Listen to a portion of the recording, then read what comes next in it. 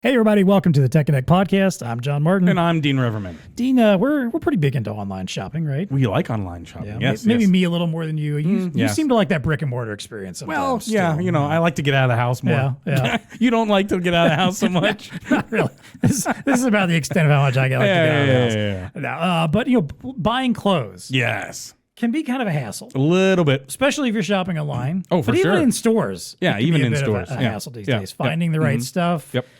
Getting sizes right, that part can Yeah. be tough, especially Yeah. even in store again. Like, Yeah. it's not always easy. You go in, you Nope. look for something, and you're Nope. like, all right, I like this, but it's not the right size. Or I don't know about you. I'm not a big fan of the changing room. No?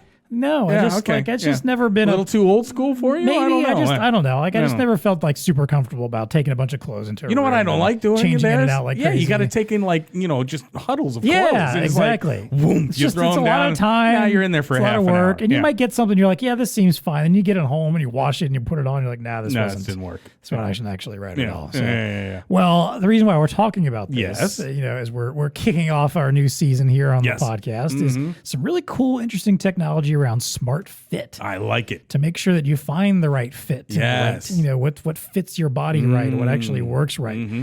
We have Haniff Brown on with us today Yep. from FitMatch.ai. Yes. They're a company Intel brought to us. That's right. Yes. Recommended because they have this cool, interesting technology. One of these things I feel like we've kind of always wanted and sort of talked about. Yep.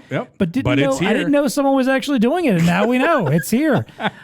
So we're going to explain where the need for this technology is beyond what we've talked about here. Obviously, Yeah. We're going to explain 3D shape matching. That's what they call our technology, how that Nice. works. Yep. We're going to get into the returns of it all because it's return season. Yeah. And something like this might actually be able to help out minimize Mitigating some of that. returns a little Yes. bit. Yes. Mhm. We're going to get into the hardware that enables this solution. And he's There you going to go. talk to us a little bit about their relationship with Intel.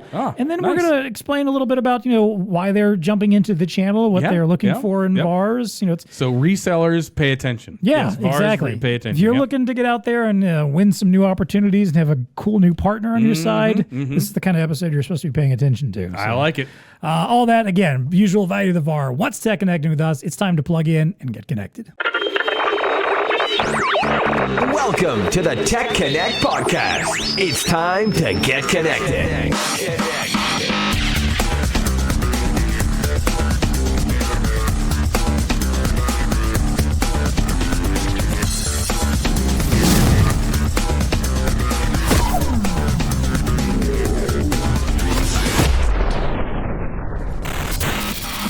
All right, as I mentioned, our guest today is Haniff Brown. He is the founder and CEO of FitMatch. Haniff, thank you so much for joining us today. Appreciate having you on the show. I guess, first of all, I want to know a little bit about your background because I always feel like when we encounter these cool emerging technology software companies, usually the person we're talking to has some kind of interesting background that led them where they are and led them to this particular company in this discussion. So give us your backstory and history. Absolutely. Thanks for firstly having me on. It's a pleasure to be here. So my backstory is quite boring, actually. So I went to college, and then after college, I decided to go work on Wall Street, and I worked at an investment bank, and I worked in an industry group for retail and consumer. So very early on out of college, I was analyzing retail and consumer companies. I was looking at their balance sheets, looking at their P&Ls, understanding how they scaled, understanding what differentiates them, both in the public and the private markets. And then I went to work in private equity. But again, surprise, surprise, I worked for a private equity company that had a concentration in retail and consumer. So there I spent about 5 years analyzing companies, deciding what the firm should invest in, deciding how much they should pay for these companies. And through there, and towards the end of my experience at the firm, I started to look a lot at the discount retailer space. So let me describe what that is. This is not like off-price like TJ Maxx, or it's what I would call the true discount space. And right in that area, they're right in that sort of part of the market, returns are the worst, right? Because they are selling garments, they're selling usually apparel categories that has come all the way downstream in the funnel. And it was through that experience of analyzing companies in that space that I really encountered the problem of what we're trying to solve at FitMatch firsthand. And what is that problem? That problem is the art of buying garments, the art of buying clothes. It is pretty backward, right? It was invented many, many decades ago for one purpose, and it hasn't really evolved into the new area or the new arena of shopping, which is people use their phones, people go online, and of course, people go into stores, but they just want a different experience. And it was through that experience of sort of looking at the problem firsthand from first principles, really at the ground level, which I call the discount retail space, that I saw how bad it was, right? So, John, for example, if you buy something and you spend your time, let's say, looking for it online or in a store and it doesn't fit, well, you've now wasted your time, right, trying to find it. Someone else at the retailer has to take that garment that you no longer want. They have to actually repurpose it for sales. If it doesn't sell, then they have to push it down into the market. And so many people are touching these products, and eventually a lot of them going to the landfill. And so today, fashion accounts for more greenhouse gas emissions than international flights and shipping combined. This is a huge problem of waste. And at FitMatch, we're targeting this problem firsthand. I like it. I love the innovation and entrepreneurialism. Yeah. Yes? Yeah, you said you had a boring background. Yeah, I mean, boring. come on. Like, I was on Wall Street. Yeah, just Wall Street, private equity. Private equity. Spending a lot of time working in retail, working with retailers, figuring out how they work, understanding the business. right. No, that's good stuff. That's important. Say my background's boring. Yeah, really. Like, that is one that actually makes sense and gets you where you need to be. All right, so I think we need to start talking a little bit here about the technology that led you here and where you saw that need. I think you kind of answered that a little bit in your introduction, but maybe explain a little bit more about what got you there to this idea of shape matching, the smart fit technology. And I'll just tell folks that are listening, right now, or maybe just watching at home, follow along with us by go to fitmatch.ai. It's all one word, fitmatch.ai. Your website does a great job laying this stuff out and kind of showing you what it all looks like. So I recommend checking there. Exactly. But help us out a little bit here, understanding again, where 3D shape matching fits in, how it works, and how it's kind of, solving some of these problems that you mentioned earlier about what's going on in apparel retail and the returns aspect.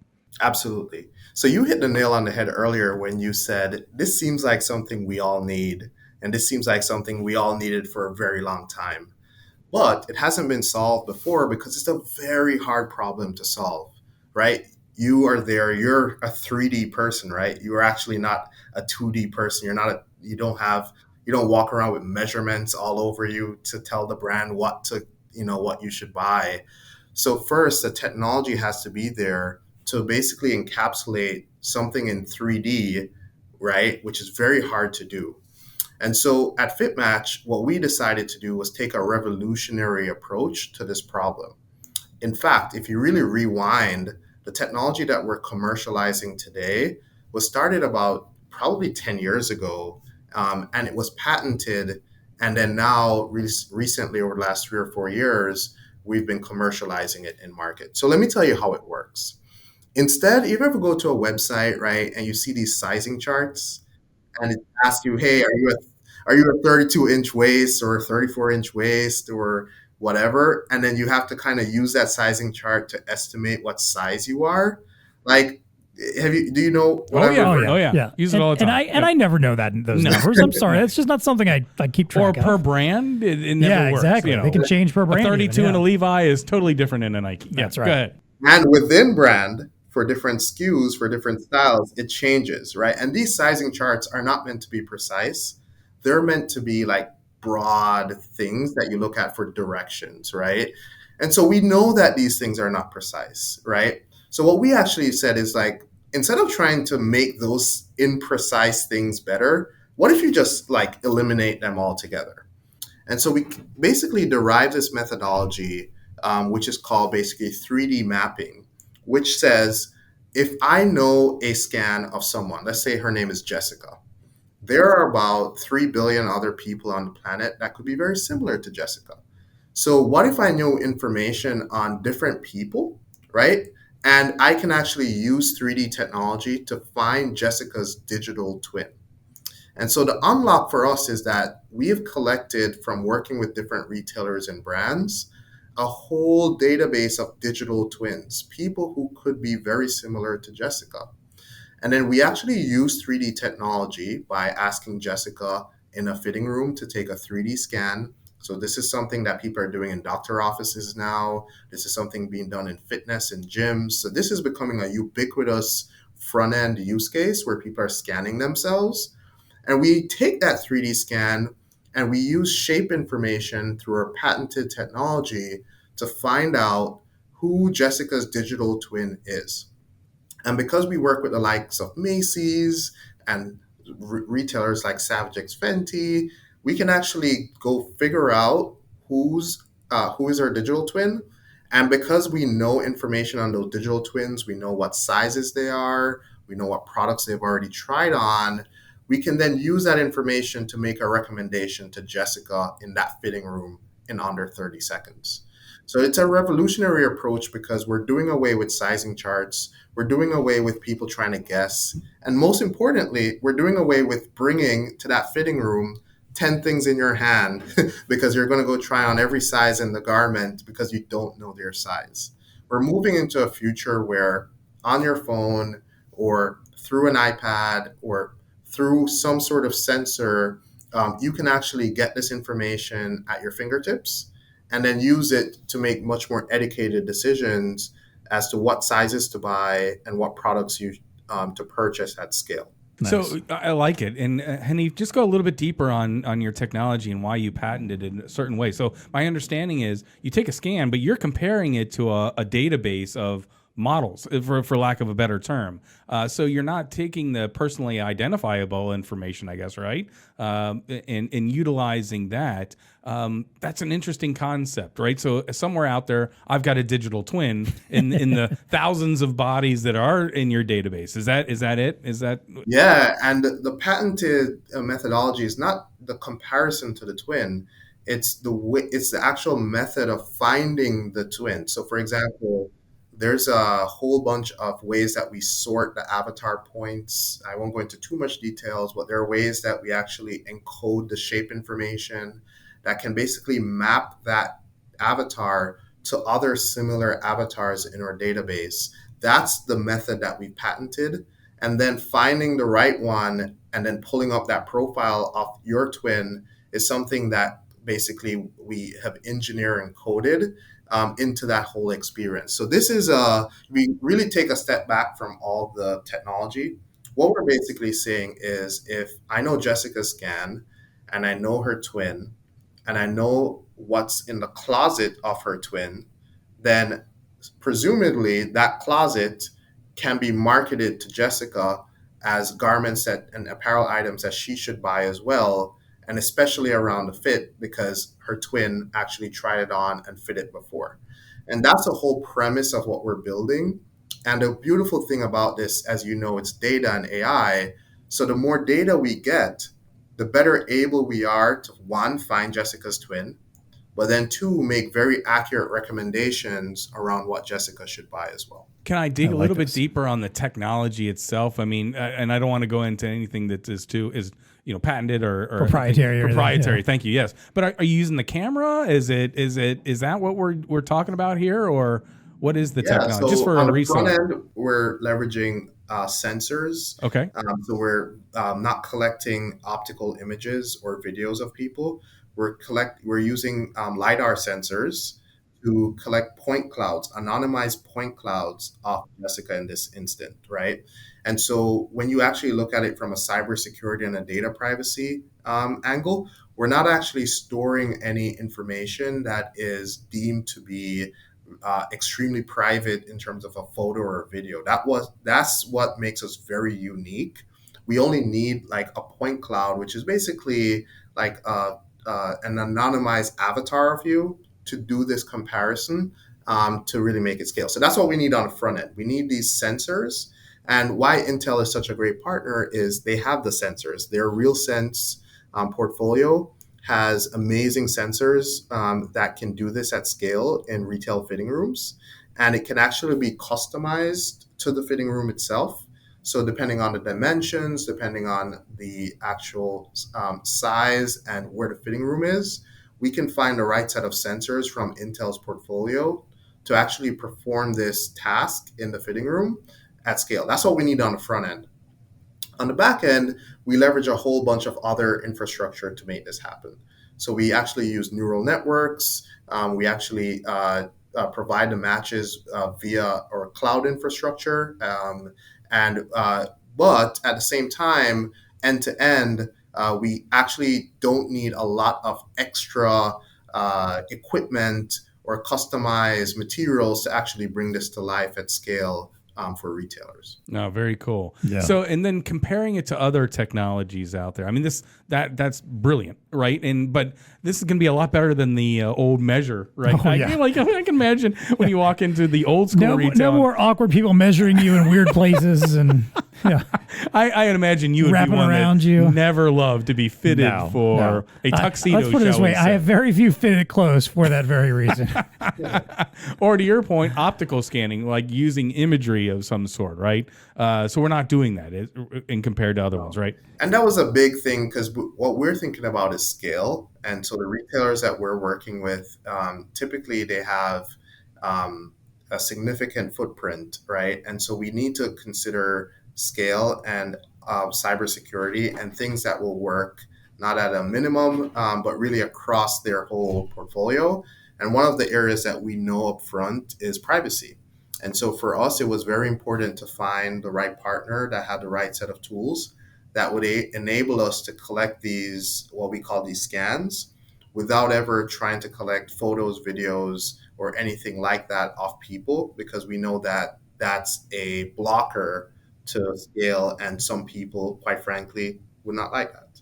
And we've built our entire platform to be very private and secure in that manner. Gotcha. So now I have an idea of the front end. Walk us through the back end a little bit. So I've got this scan. I'm in your system. I'm in the fitting room at whatever you name the retailer location. Are you using digital signage now or interactive displays to now put on different outfits on me or my avatar, or is this now going to the phone, or is it both? Kind of a thing? Or so what we want to do is we actually want, because we know, right, that no one person does all their shopping online and all their shopping in stores. Typically, right, for most people, you're doing it a hybrid. You're doing some in store and some online. And so we want to create this profile of you, right? So what we can do is on the back end, for each person, we can attach like a unique scan ID to your account, so that this information via an API can be pushed, whether you're shopping online, and it can show up as a widget in the site. It can be in your email to really help you, guide you through what to buy. Or let's say you come back into the store. Guess what? The associate already has your profile. You would have access to this via the brand's app, and you can actually go now pick up the item that you need, potentially without even going into the fitting room anymore. It gives you that confidence. So really on the back end, what we have is an infrastructure that can provide these matches to the person, to the actual shopper, instantaneously to their emails, or obviously to the person's account via an app, for example. Or it can even be leveraged by the store associates where they have access to it, so they can go grab you the item that you need in order to make the purchase. Brilliant. Yep. See, if I'm a solution integrator, and these are exactly the kind of companies out there that are on these cutting edge technologies, that of course this is the kind of shopping experience that people want, right? Yeah. The ability to go in there, have it customized to me, through this type of technology, interact with it, and also, so yeah, brilliant. Fits a lot of buckets. I love this. When we had our call last week, and I was checking on your site and looking at the ideas, and I was talking to my wife about it. My wife was kind of like, well, nobody really tries things on anymore. They just either they just go and grab a bunch of stuff and maybe try on something, and then grab a bunch of other colors, or you shop online, buy like 12 of something and see what fits and send the rest back.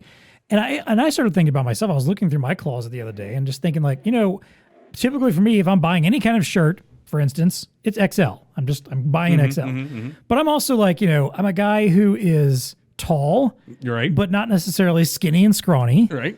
You know, I've got like a bit of a You're long unique. torso. Is that what you're saying? Yeah, that's what I'm saying. Well, that's just it. Like, because I feel like there's a big part of the conversation around fashion and apparel these days about unique body types, especially again for women. You know, women have always been, you know, the ones shoved into like boxes and trying to figure out where they fit. When again, nobody's bodies are like, but men are the same way. Yeah. And you know, and it can be something as simple as shirts. You know, like I can look at my closet and see like, all right, all these are XLs, but for some reason, half of them, you know, stop here, and the other half are down to here. You know, they're just not the right lengths and stuff. So I love this whole digital twinning concept. I love this idea of finding that person out there who is a John-sized person who is tall but not necessarily super skinny, has a long torso of some sort. You know, like long legs or whatever it is. I mean. We're dealing with this stuff with our kid right now. Oh, you know, for sure. just like, you know, I mean, and granted, they grow like weeds anyway, but, Yeah. you know, my son's already reaching that point where, you know, he's still small, but he's got ridiculously long legs. And it's hard to find pants that are long enough. So I'm a big fan of this stuff. I think this is one of those very smart use cases for technology where, to your point, I love the idea of being able to shop around and something picks up like, hey, we've already got, you know, your twin, you know, figured out. We know what's probably going to fit you. What of our random size scale is going to work for you. Oh, and by the way, here's some other stuff that we suggest that people just like you buy and enjoy as well. I think that is a huge selling factor, I think, to go to retailers and say, like, not only are you going to help someone find the right fit the first time, but you're going to find out some really smart ways to build their cart and make it a little bit bigger and add some more stuff in there and upsell a bit when you can recommend products to them. Absolutely. And what we see so far in terms of impact is really threefold, right? If you actually look at a survey and you ask shoppers what they care the most about when shopping for clothes, especially, it's price, but that's true for any category, right? And it's fit. And fit is even more important than style. So where we see our technology having in fitting rooms the biggest impact today across our deployments is really threefold. The first is the consumers who use it, they convert at a much higher rate than consumers who don't, right? Because these are consumers who are more willing to buy, they're high intent, they're more confident, and so they're buying even more units per transaction. So we see higher UPT through the technology once shoppers actually do it. The second one that you mentioned is returns. They return significantly less. So we see about an 80% drop in return rates for shoppers who do this tech, whether they're buying in-store or whether they use the tech online to complete their purchase. And then the third and most, what I would call for a retailer, the important thing that they concern themselves around is loyalty. So shoppers who do this are significantly more likely to sign up for a loyalty program, and they're significantly more satisfied. So when they actually complete their Net Promoter Score surveys after they do this experience, we see significantly higher NPS than shoppers who don't. And so this is already showing pretty strong impact in the retail channel. And now it's our duty to create it with partnerships so that we can scale it across the ecosystem. There's the data awesome. right there. Yeah. And I'm going to pull it from your website. 6x in conversion rates, 80% drop in returns, 2 times more loyalty signups. So when you think about the conversion rate, it's all about conversion if you're in retail. Right, you get them in, you got to convert that into as many possible sales as you can. And that makes total sense. I got my digital twin. Okay, now I get comfortable with what I tried on, and now I know what to go for, type of thing, and I can see it. Brilliant. Yeah. And then the whole, the returns thing, which obviously you touched on, Haniff, early on, about how wasteful it is, just the return process. And I've commented, like, that's the way people are shopping right now is, I'm just going to bring everything in and then I'm going to return a bunch of stuff that I'm not going to use. I mean, how wasteful, right? And people, we all understand that. But if I knew it was going to be a better fit or had that, confidence, through this, this is clearly where I think this world is going to go. Yeah, right. Big time. Yeah. And adding on to the returns part here, we did a survey not that long back with retail executives, especially in brick and mortar and e-commerce, and on the the supply chain side, and a couple of alarming statistics that came out of that, which again reinforces why this is so important to cut down on those returns. 56% of the respondents we talked to said that 1 to 5% of items go missing in the returns process yearly. 21% said 6 to 10% are going missing. Just Granted, you might think like, oh, those are low numbers. But when you think of the volume of returns and you think of how much, again, we're at that time of year right now. This is post-holidays when this episode is coming out. It's post-holidays. Everybody is returning stuff that they got for Christmas that's the wrong size. And you're telling me 6 to 10% of that and 21% imagine that. Poof, gone. 6 to 10% just not even making it back, So, I mean, the ideal being that you don't want to, you don't want this stuff having to get returned at all because obviously ideally you're getting the right thing from the beginning. Well, so imagine you're a solution integrator walking in and saying we can reduce that by 80%. Yeah, but go ahead. Exactly. Yeah. And as part of that survey, the apparel companies in particular specifically said that damaged and lost in transit returns were their biggest concerns. So it's not even so much the fact that the returns are coming back. They're not either they're not getting something back at all because it's getting lost in transit, or something's coming back damaged, which means they can't resell it again. Yeah. So again, if you cut that problem out at the beginning, and I think about this and the loyalty part that you mentioned, Haniff, that's something I think that really stands out to me too, because that is an aspect where the first time you go somewhere and they do this kind of nice fit match for you and figure out exactly what is the right kind of fit for you and your body type, and you get it and you're like, this is perfect. I love this. The expectation is these guys are going to be able to do this for me the next time I go there too. I'm suddenly more likely to become a very loyal customer of that particular retailer because I know that every time I go there, they're going to give me something that fits me right. Or if they recommend something to me, it's because they also know that that's going to work for me. That can be a huge aspect of retail. As shoppers or consumers, right? We tend to tie not only our loyalty, but our perception of a brand or a service to the experience that we go through, right? If it was just about a transaction, to think about it, right, then it's just a race to the bottom for price. But when you are paying up for something, especially in retail, you expect an experience with it. And so even store associates, they love our tool too, because it helps them sell more. It helps them interact with the guest. It's data at their fingertips that they can use to help enhance the sale process too. So I think overall we're seeing that this is a mutually beneficial product, both to the retailer as well as to the shopper. And now it's about our ability to continue to iterate and make the product even better as we scale. Yeah, very nice. Yep. So let's talk quickly, maybe a little more hardware stuff here. And we've already kind of mentioned, the idea of the sensors, maybe some cameras, potentially digital displays also to help people, pick out the right clothes and whatnot. Is there anywhere else where, you feel like your solution helps maybe enable our VARs to sell more hardware? I'm thinking things like maybe mobile computers or a tablet that, an associate can be out there, again, helping, moderate this conversation about what's going to fit them.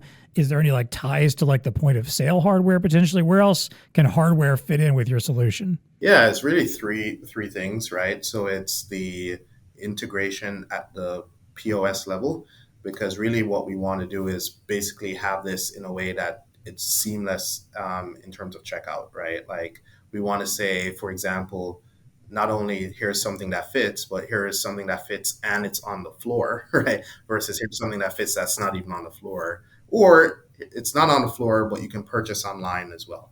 So the whole integration on the POS level is key. The second one is tablets, right? So as I mentioned before, the store associate now has the ability to have this incremental feature at their fingertips.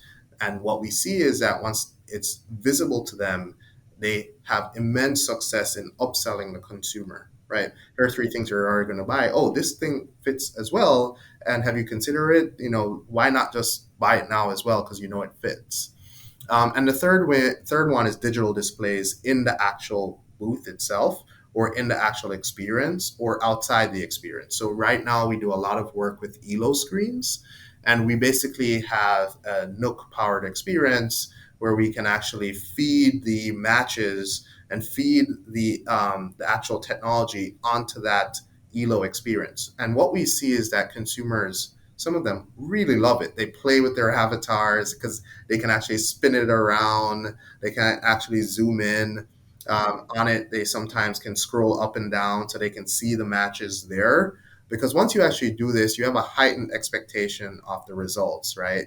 So being able to show it to them on digital displays also increases the results as well. So those are kind of the three areas on the hardware side where we see incremental value being provided through, sales. Man, Love if it. that doesn't pique the interest of some of our Yeah. resellers out there, do we know Elo? Who's that Yeah, again? You think so? Just maybe a little bit. Yeah. We sell just a couple of their Just a displays few, to yeah, solution you know. integrators all the time. But see, I mean, this is like I said, this is the type of experience that people want, Yeah. right? So we're enabling them in a unique way in the fitting rooms or in their ability there. And then the associates, of course, the ability to, utilize tablets or things of that nature, make that a wonderful experience. And oh, by the way, due to the modularity of the Elo device, you could probably have a payment terminal right there and take the payment. But anyway, of course, now we're enabling, oh, you were looking at this top. Well, this bottom happens to fit with this. And Right. oh, by the way, kind of a thing. It's exactly where I think, the shopping experience is going to go. This might with actually great get me back technology. out into stores more often. Oh, come on now. That's a bold claim right there. I'm telling you, if I went somewhere that had the kind of clothes that I like, and they were able to do this kind of shape matching technology and all right. make sure that everything I get looks good and fits and well. then you got your avatar. Yeah, right? You got I would be that guy having fun with that. I'd be like, oh, look at this, it's pretty cool. I'd be having a lot of That's fun with good that. stuff. That'd Yeah, be fun. Yeah. Right. Well, let's wrap up here to talk a little bit about your relationship with Intel. You mentioned them earlier, and the sensor aspect of what they're doing there. yeah. Now, obviously, we always perk up whenever Intel comes to us and says, "Hey, we've got this cool new software partner we're working with, doing some interesting new tech. You should talk to them." We're like, "Yeah, sure." And they inevitably end up being fascinating conversations. So talk a little bit more about that relationship. What brought you into them? What drew you guys to working together, and how's that relationship working out? Yeah, it's been over a year in the making with our relationship with Intel. It started out with us being pretty inquisitive and just asking what I would call more annoying questions. And we were just pleasantly surprised at how welcoming they were to helping us build a product. We actually came to them with a brand that wanted a specific product or need. So that really helped the conversations because it wasn't like we were spitballing, but we were like, well, we have a deadline and this is what the brand wants. This is what the retailer wants and we need it. And that really evolved into a much broader relationship with the Intel team. They provided us with technical support, with obviously commercial support, with R&D, really across several facets. So one is the RealSense team, as I mentioned, because they have the portfolio of sensors that we use. And there's some confidential projects that we have coming up. But that team is amazing in testing and helping us see the results even before the sensors sometimes are purchased by the retailer or even by us for testing. Then, of course, there is kind of the commercial side of the business, which really helps with everything from ensuring that the project goes off to a smooth start, that different people in the business are aware of what we're doing and everything like that. And then there's a technical team. So a lot of what we're doing now is really pushing the technology to the limit in terms of getting it to be so quick, right? When you go in, we want you to go in and come out as quickly as possible, right? And so things around edge computing, leveraging OpenVINO, which is their amazing, infrastructure that we're using. Their technical team is helping us continue to drive innovation and improve the product. And so overall, what we consider Intel to be is this massive, juggernaut in the ecosystem that has all these tentacles that we need to make this the best possible solution in the market and obviously commercialize it as broadly as possible. Really well said. Their intelligent edge AI stuff is it's good stuff, and obviously we're partnered up with them too. And in use cases like this, where obviously the end users and things of that nature are looking for these types of business outcomes. They know that they need them. Solution integrators need to develop these types of solutions. We all need to bring them to market to enable it. So it's good stuff. And man, he just topped on every single aspect of Intel's bringing the technical support, the engineering, et cetera, et cetera. Yeah, good connections. Yeah. I got nothing else really for me to add there. As always, go back and look at some of our previous episodes we've done with folks at Intel. We've had stuff about retail modernization, optimization, AI. All this stuff weaves together and is telling this story about how they're going out there and helping our VARs develop these market-ready solutions and through get out great there. ISVs like this. And exactly, and have these fantastic partners that are really bringing new cutting-edge technology out to market with them. So. All right. Hey, before we wrap things up here, and Haniff gives you a little bit of insight into, how he wants to work with our VARs and where you guys might be able to develop some opportunities together. First, as always, a big thank you to all of our sponsors here on the TEConnect podcast. We appreciate you, your ongoing support with us as we kick off another year of this podcast. This is our fifth year that we're starting off here. Sure, absolutely, yeah. We're busy. We're busy on this show. So thank you so much for your support. We appreciate it, and for supporting our TEConnect program as well, which brings in amazing ISVs into the channel. Again, like FitMatch, companies like FitMatch. Thanks, of course, to Intel for bringing Haniff to our attention and for sponsoring our programs as well. Hey, if you like the show, you got to tell us. As always, I'm always asking for this stuff. We need that little bit of reinforcement from time to time. If you're watching on YouTube, hit the like button, subscribe to the channel, leave us a quick comment. Tell us what you think about this stuff. Yep. Tell us what your crazy measurements are that you have trouble finding when you go out. Maybe you don't want to share that. I don't know. But, maybe you can tell us some kind of story about a time you couldn't find the right fit. And then see how this technology works out for you in the future. Yeah. And as always, if you want to get in touch with us, give us your ideas for episodes or just ask us questions, you can always find us on Twitter at TEConnectPod. You can also email us TEConnect@BlueStarInc.com. All right, let's wrap things up here, first of all, with our value to the VAR. This is our way of giving a bit of a takeaway for our listeners of something they can do immediately. And I figured in this instance, it's figuring out, how they actually are going to work with FitMatch and go out and win some business with their retail apparel customers. So what are you looking for in the reseller channel as you guys are trying to break in here and coming in with the cloud of intel behind you? What are you expecting from VARs, and what are they going to get out of partnering with you? No, absolutely. So look, at the end of the day, it's about the value that we bring to their customers, the value that we bring to the ecosystem. That's where it starts. And so what we want to do, what we're expecting out of the engagement, out of the relationship is engagement, right? We want, it's a new relationship for us. We want to hear from them. We want to hear what's working or what could work at scale, what doesn't work, and what we need to adjust or fix. We're listeners first and foremost. So out of the, what we're trying to build is an engagement funnel that we can hear and actually adjust on our end and provide the right product and the right set of features to the market. What we think they can get from us is an amazing product, an amazing set of solutions. We've spent a lot of time not only thinking about, as I said, the product itself, but how it scales and how it interacts with a broader suite of products like the ELOs that we use, the Nooks, the actual tablets, the POS integration.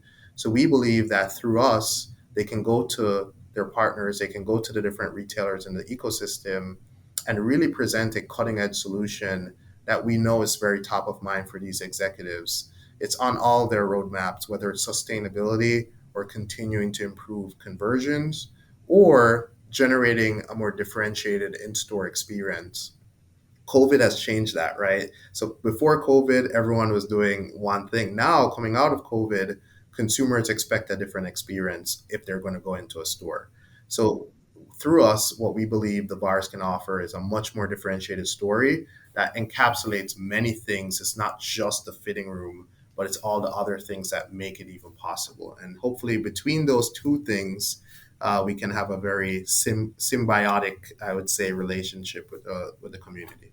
Absolutely. If you're a value-added reseller or solution integrator, you want to be the trusted advisor. We talk about that all the time. Yeah. So, having an Intel-backed ISV that's getting into the space that is going to be happening, right? And enabling you to do additional sales yourselves through ELO monitors or tablet sales, or if you're the POS integrator, well, now you've just found yet another perfect marriage of additional data that you're bringing to the table and connecting them to. So it's good stuff there, right? Yeah. This feels like a little bit of a low lift, like some low-hanging fruit, if you will, to go out into this market knowing that there is an obvious need. Again, I don't know how you could have possibly listened to this episode and not thought to yourself, oh yeah, I know. Yeah. Oh, that ain't gonna happen. I know there's a problem out there. I've experienced it myself. Yeah. There is a need. It's very clear. I mean, there's not too many times when there's a product need that you don't have to put a lot of effort, I think, into explaining why someone would need to do this. Like,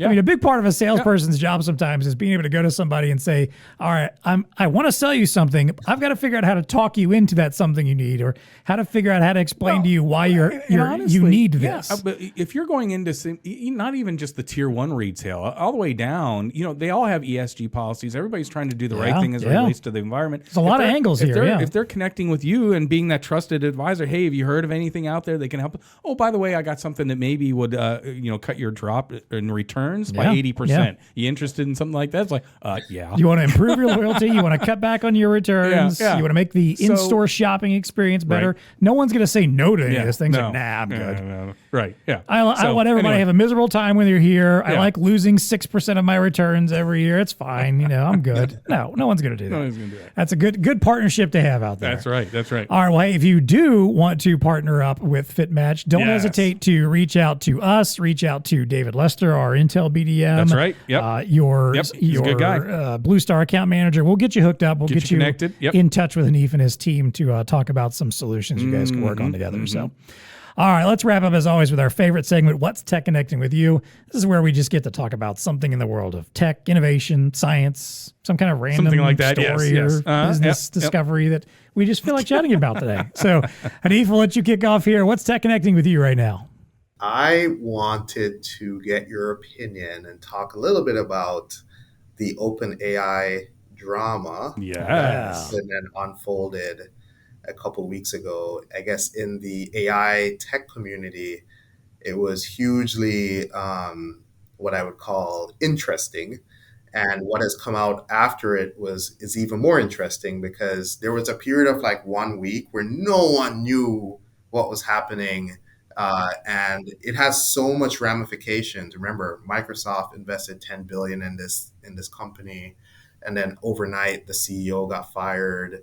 And then ChatGPT may or may not be anymore, and like there's all these like ramifications that came out of it. And then 1 week later he's back.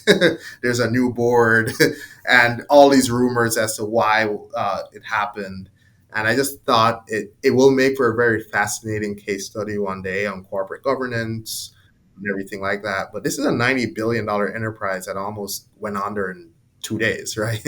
And so that was my topic. It still is one that I'm very, very interested in, given the importance of that technology to the future revolution of AI and in all that we do. Yeah, I feel like there's got to be some other story going on behind the scenes that we just don't know quite everything about yet. Oh, there is, and I'm sure it will come out at some point. Like, because there has to be some sort of deeper. I don't know if it's necessarily darker or just some kind of something happening behind the scenes that led to all of this. And you want to talk about a complete 180 backlash to any story I've ever seen is I like seeing the pop-up alerts on my phone, like Sam Altman out, as CEO of OpenAI. Yeah. And then like the next day, like Sam Altman hired on by Microsoft. The next day, Sam Altman back at, we're talking hours. Yeah, Sam Altman back at OpenAI. And you're just like, what? Like, it's one of those things, like I hadn't even had a chance to read the first article and there's already something new going on. I'm like, what is going on here? Well, I don't know. I don't know what to make of it, but I have a feeling there's going to be it's one of those stories that's probably going to make for a fascinating miniseries or movie one of these days. Exactly. To me, it's refreshing to see, as Haniff said, you have this most innovative organization that is at the crest of the most talked about technology of the year by far. It's good to see that there's a bunch of juvenile playground stuff going on in the background, just like all of us normal humans. Yeah, they're just as broken as anybody else. Forget the AI. They're just making a lot more money. These are humans doing juvenile things in the background, just having whatever.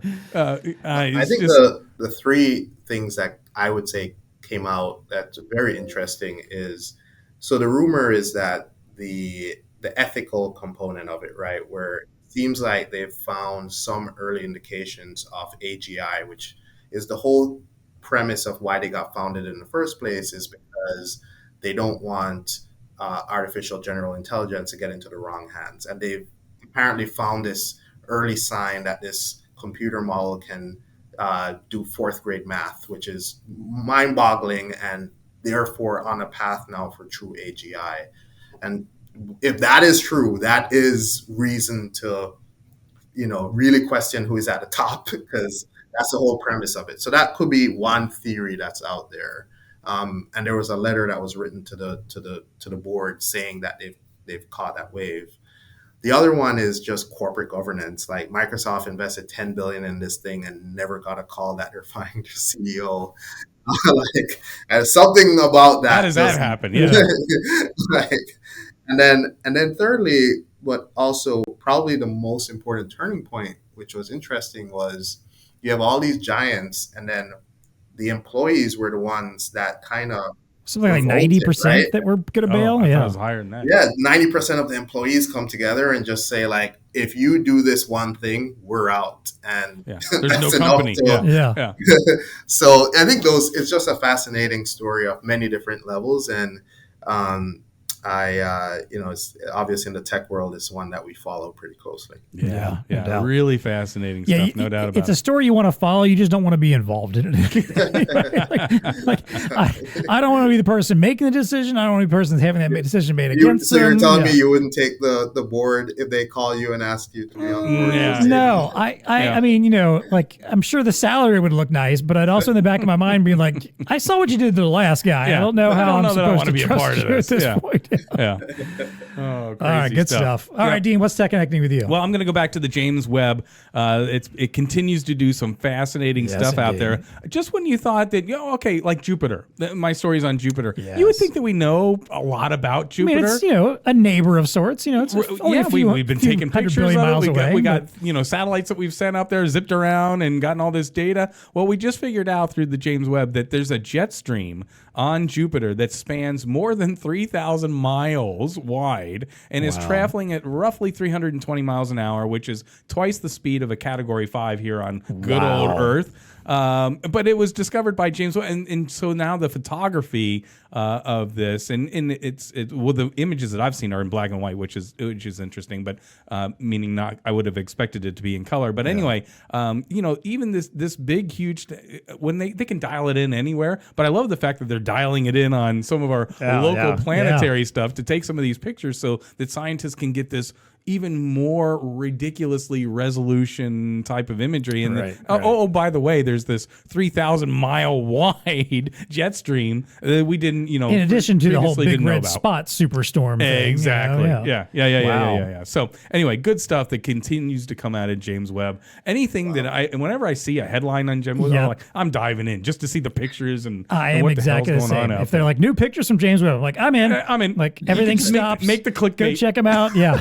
I don't care if it's just like, here's a picture of Mars from, that looks just like every other picture of Mars. Yeah. I'm going to go check it out. Anyway. Absolutely. So what's tech connecting with you? All right. So, we talk a lot about all this, amazing technology and, and there's a lot of emerging technology. And we also know there's also a lot of problems with like the waste of energy and data centers. The big conversations, especially were going around when crypto was, before it started falling apart of running Norway on the amount of energy. Yeah, exactly. All the energy that's wasting and what the energy is required to do all this data mining and stuff like that. Well, apparently there are some plans to try to figure out, this is one of my favorite types of technology use cases, is figuring out how can we take something that's bad about technology and turn it into something good. All right. And I think I just talked about on a recent episode towards the end of last year about the wind turbines. Yes. Well, here's another interesting example of repurposing. So we've got a UK as a plan. It's actually their government working on this idea of how to take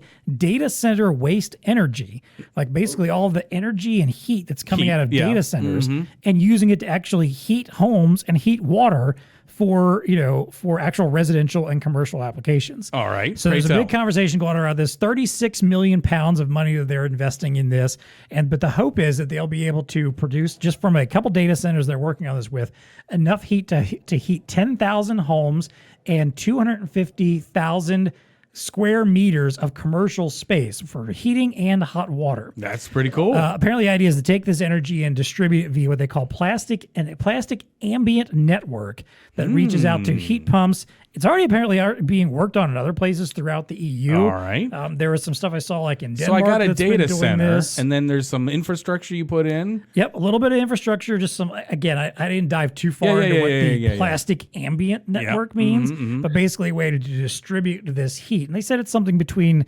They said data centers have a predictable supply of low-grade heat between 20 to 35 Celsius, which is often expelled into the atmosphere. And they're thinking with this project, they can start moving this into other places. And again, this isn't they're not the first ones to do this. It's the first time that really there's been a lot of government backing behind it, apparently. 36 million pounds? But That's a lot. in Dublin, they've been working on this where a number of public sector buildings are being heated by waste heat from an Amazon data center. Nice. Facebook has been doing a project in Denmark that's heating nearly 7,000 homes right now.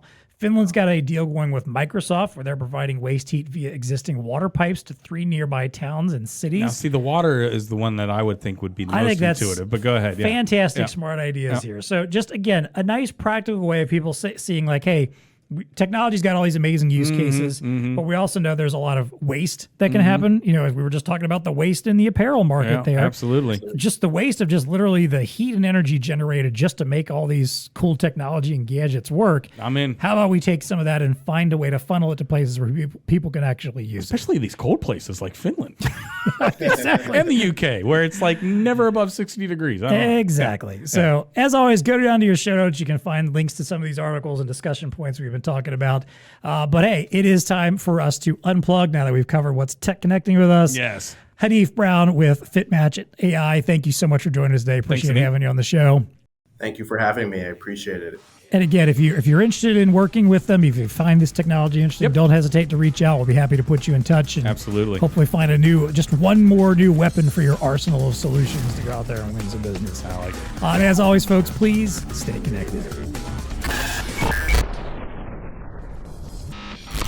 TEConnect Podcast is brought to you by ELO and the 70 Series Full HD Professional Grade Touch Monitors. The 70 Series delivers professional-grade, feature-rich platforms well-suited for POS, interactive digital signage, self-service document signing, and more. All right, let's talk some features here. We got a narrow border touchscreen, Energy Star 8.0 certified, scratch-resistant surface, durable IK07 design, low blue light and flicker-free, touch on-screen display tilt from 20 to 70 degrees, built-in speakers, and a collapsible stand for Visa mounting.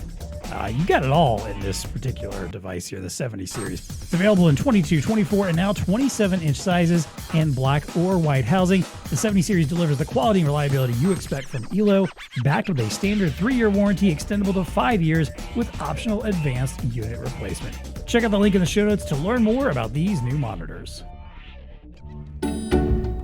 For those using AI to take on great challenges, Intel has cleared a path forward to AI everywhere. Let's explore AI-enabled real-world solutions through the lens of everyday life. The realities that too many businesses are facing today. Shopping is tedious with long lines caused by checking stacks of coupons, often forgetting items while retailers are physically counting their stock. Manufacturing is a manual process from start to finish, putting worker safety at risk with subjective quality control on what goes out as finished products. Cities have transportation challenges with congestion from cars and crowds, increasing the chance of accidents and pedestrian safety concerns. Today, businesses are harnessing AI to fuel improved business outcomes. Shopping becomes a rich experience, personalized to preferences and previous history, intelligent inventory workflows, and retailers gain near real-time insights about inventory and sales trends. Whether it's securing e-commerce payments or implementing point-of-sale software, retailers need robust security measures to ensure their security extends from the edge of their network infrastructure all the way to the cloud, protecting their data from potential threats. Manufacturing is automated, improving defect detection, machine condition monitoring, work order management, worker safety, and situation monitoring to accelerate response to critical events. AI is also helping with supply chain logistics, including predictive maintenance and telemetry that helps locate, track, and manage supply chain assets. AI-enabled cities enables smoother and more efficient traffic flow patterns for safer roadways, leveraging intelligent infrastructure to monitor tolls and parking management, as well as improve human safety. What could your business do with AI to enhance customer, employee, and company experiences? Where you need AI for your business, Intel AI is ready, optimized, and flexible to meet your needs. Intel is enabling companies across industries to harness the power of AI in solving today's most complex challenges.